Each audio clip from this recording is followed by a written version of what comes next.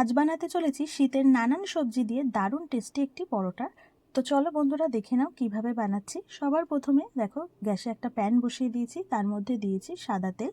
তেলটা গরম হয়ে গেলেই দিয়ে দিলাম ফোড়নে কালো সর্ষে, আর তারপর দিয়ে দিলাম কুচনো আদা। আদাটা 1 মিনিট মতন ভাজা করেই তার মধ্যে দিয়ে দিলাম আগে থেকে গ্রেট করে রাখা ফুলকপি, গাজর, ক্যাপসিকাম।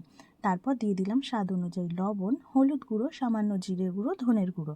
এরপর সমস্ত কিছু খুব ভালোভাবে নাড়াচাড়া করে রান্না করে নিলাম যতক্ষণ না কাঁচা সবজিগুলো সিদ্ধ হচ্ছে। তারপর দিয়ে দিলাম কাঁচা লঙ্কা কুচি আর দুটো সিদ্ধ করে রাখা আলু। আবারও সমস্ত কিছু খুব ভালোভাবে মিশিয়ে রান্না করে নিলাম। তারপর ছড়িয়ে দিলাম ওপর দিয়ে ধনেপাতা কুচি। ব্যাস তৈরি হয়ে গেল পুরটা। অন্যদিকে আমি আটা মেখে রেখেছিলাম, তোমরা চাইলে এটা ময়দা দিয়েও বানাতে পারো। তারপর এইভাবে পুর ভরে গোল আকারে পরোটা বেলে নিলাম।